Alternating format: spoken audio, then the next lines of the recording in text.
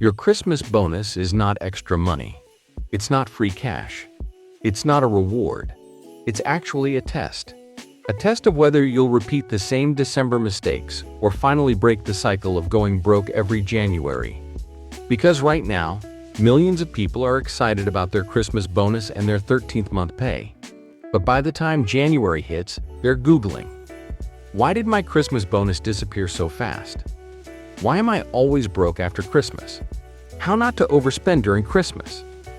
And most don't even understand how it happened. Quick pause. If content like this actually helps you think differently about money and life, please support the channel so we can keep making more of these practical guides.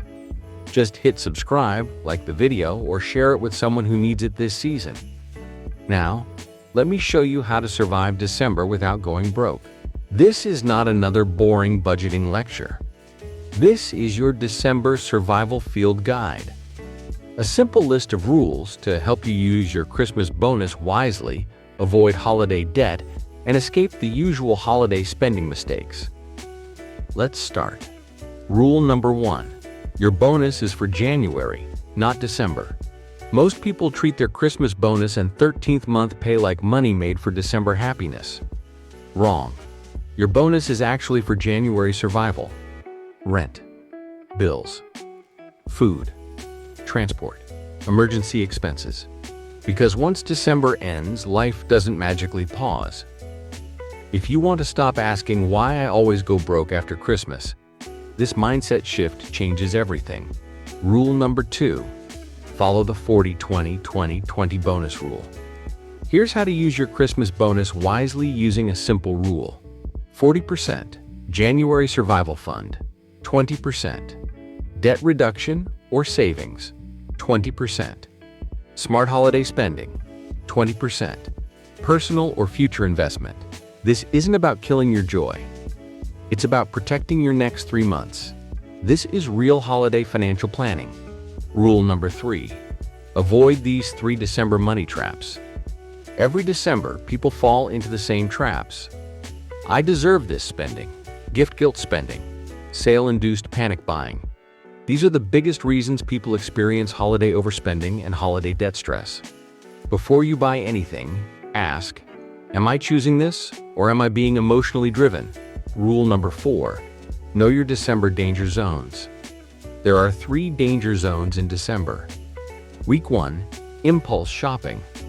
Week 2, gift buying plus family budget pressure. Week 3, last-minute Christmas rush. Most people don't go broke on one big purchase. They go broke through small daily spending, that coffee, those add-ons, that extra gift, that unplanned dinner. This is how holiday spending tips actually work. You track the leaks. Rule number 5. Outsmart the Christmas shopping rush. Here's how to outsmart the Christmas rush shopping. Never enter a mall without a list. Set a spending cap before shopping. Unfollow shopping influencers in December. Turn off flash sale notifications. This is how you win the holiday shopping battlefield. Rule number 6. Stop believing gift-giving lies. Let's kill some gift-giving myths. Expensive gifts do not equate to love. Being in debt does not mean generosity. Suffering does not make you feel the holiday spirit. Social pressure spending is real. But real love doesn't want you struggling in January. Thoughtful doesn't have to mean expensive. Rule number 7. Use the social pressure rating system. Before saying yes to something this season, rate the pressure. 1. I actually want this. 3. Mild guilt. 5. Emotional pressure. Anything above 3? Pause. This is how you protect your mental health and money during holiday financial warfare. Rule number 8. Make a Christmas expenses plan. Instead of spending randomly, create a simple Christmas expenses planning list. Gifts, transportation, food, events, emergency extras. Give each one a budget limit. This is what real budgeting during holidays looks like. Not perfect, just intentional. Rule number 9. Saying no without making it a thing. Overspending doesn't come from lack of money skills. It comes from avoiding awkwardness. So don't emotionalize it. Just systematize it. Use one of these 3 scripts depending on the situation. For exchange gifts group spending, I'm following a fixed December budget. I can join if we keep it under 500 pesos or $10. Otherwise, I'll pass. For family requests, I've already allocated my holiday budget. I don't want to promise then cancel later. For guilt trips, I'm being more deliberate with my money this year because I want to start January clean. No drama, no apologies, no long explanations. You're not rejecting them. You're protecting January. And if they react negatively, that tells you more about them than about you. Rule number 10. The January filter. Forget future self-motivation talk. Here's the actual filter. Before you buy anything in December, run it through 3 checks. 1. Would I still buy this if it wasn't December? If the answer is no, it's seasonal pressure, not real desire. 2. Is this solving a problem or soothing a feeling? Be honest about which one. 3. Will I still be glad I bought this 2 weeks from now?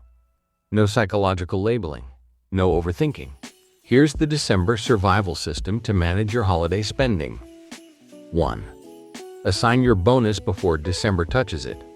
Don't carry a mental plan. Write it. Lock it.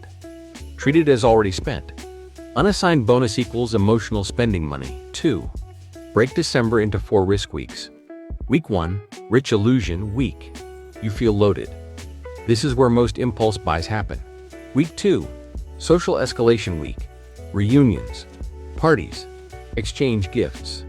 Spending multiplies. Week 3, Panic Buying Week. You feel behind, so you overspend to catch up. Week 4, Cleanup Week. Bills, obligations, reality. Awareness doesn't remove pressure. It lets you anticipate it. 3. Stop relying on discipline. Redesign your setup. Instead of trying harder, do this. Remove stored cards from shopping apps. Unlink wallets temporarily. Set app spending limits. Delay non-essential purchases for 48, 72 hours. Friction beats willpower. Every time. 4. Redefine what giving actually means. Not everything has to be material. Practical alternatives. Functional gifts. Shared meals. Experiences. Time plus presence. Help plus effort. People remember effort more than prices. Before you scroll away, I just want to say this. If December has ever drained you financially, that doesn't make you bad with money. It makes you human in a season that's designed to be overwhelming. And the fact that you watched this far? That already says something good about how much you care about your future self. I gathered everything we talked about into a simple December survival guide that you can keep with you this season.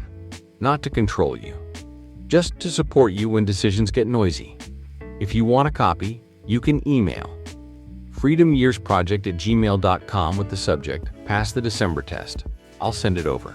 And if this video helped shift even one small perspective for you, support the channel by subscribing or sharing it with someone who also needs a calmer December. This isn't about perfection. It's about progress. Before you go, answer this in the comments. What do you usually end up overspending on in December? And which week does it usually happen? Week 1, Week 2, Week 3, or Week 4? Sometimes, just noticing the pattern is already your first win. You're doing better than you think, and you deserve a January that feels lighter.